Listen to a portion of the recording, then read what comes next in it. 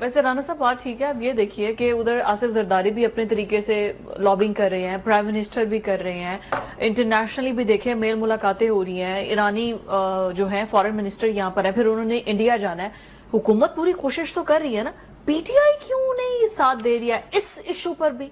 एक ट्वीट करना आपको लगता है मोर देन इनफ है? आज सुन लीजिए ना कि आज बैरिस्टर गौहर का आप स्टेटमेंट पढ़ लें जो आज उन्होंने जारी किया, और उनका कि जी हम तो खड़े अपनी पाक फौज के साथ खड़े में, और किसी भी मौके पे जहां हमारी जरूरत हुई हम हाजिर है। ठीक है, अब पॉलिटिकल ऊपर जो भी है वो एक पॉलिटिकल वो है, लेकिन उन्होंने तो स्टेटमेंट क्लियर दी। अब एक और सुन लें, पिछले कोई 24-48 घंटे से इंडियन मीडिया इमरान खान के हवाले से बड़े गंदा, बड़े घटिया, बड़े जहरीला सा प्रोपेगेंडा कर रहे हैं। जेल में उनके साथ ऐसे हो गया, ये हो गया, फेक न्यूज वो कर रहे हैं ना, फेक है या नहीं है, कर रहे क्यों कर रहे हैं? इसलिए कि उसका ट्वीट उन्हें चुभा है, उसका ट्वीट मैटर किया है, उसके ट्वीट ने उनके होश उड़ाए, उसके ट्वीट ने मोदी को जलील और रुस्वा किया है। तो इमरान खान के खिलाफ कर रहे हैं ना, नवाज शरीफ के खिलाफ क्यों नहीं हो रहा, शहबाज शरीफ के खिलाफ क्यों नहीं हो रहा, मरियम साहिबा के खिलाफ क्यों नहीं हो रहा? इन्होंने करना ही नहीं है तो इनके होगा भी नहीं। इमरान खान का ट्वीट मैटर करता है तो सब कुछ हो रहा है ना उसके खिलाफ, ताकि लोगों में नफरत बढ़े, इदारों के खिलाफ नफरत पैदा हो इस फेक प्रोपेगेंडे से। क्योंकि वो समझते हैं कि पाकिस्तान में अगर कोई पॉलिटिकल फोर्स है तो वो पीटीआई है, और पॉलिटिकल फोर्स का कोई मालिक है तो इमरान खान है। जिसलिए उन्होंने इतना घटिया, अपनी जहनियत से भी घटिया, उनकी जितनी एक हिंदू बनिया की जहनियत घटिया हो सकती है उससे भी घटिया प्रोपेगेंडा किया उन्होंने। जी जी जी। क्यों किया है? क्योंकि वो ये समझते हैं कि इमरान खान का जो ट्वीट है उसने दुनिया को हिलाया है। ठीक है, और ये लोग जो है, क्यों नहीं नवाज शरीफ साहब ने अभी तक कोई ट्वीट किया, क्यों नहीं मरियम साहबा ने अभी तक कोई ट्वीट किया? मरियम ने बयान दिया है, बयान जो दिया वो मैंने उस दिन दोहरा दिया मीडिया के सामने दिया ना। उसमें क्या कहा? क्या उन्होंने मोदी का नाम लेके को तनकीद की?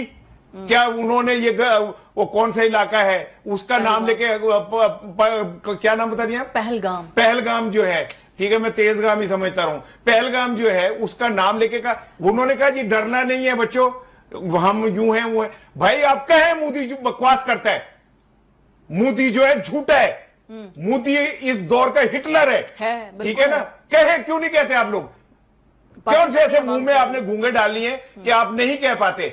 आपको कौन सी मसलेते हैं जिसकी वजह से आप नाम नहीं लेते? वो जेल में बैठा हुआ जो है वो नाम लेता है, उसके जवाब में इंडियन मीडिया उसके ऊपर कुत्ते की तरह भौंकता है। अकाउंट बंद कर दिया है, ठीक है ना? अकाउंट की एक्सेस नहीं है, उसके ऊपर कुत्ते की तरह बकवास करके भौंक रहे हैं वो। ठीक है, इसलिए कि वो मैटर कर रहे हैं, आपको कुछ कह ही नहीं रहे, क्योंकि आपको उनको किसी तरह से बॉदर ही नहीं कर रहे।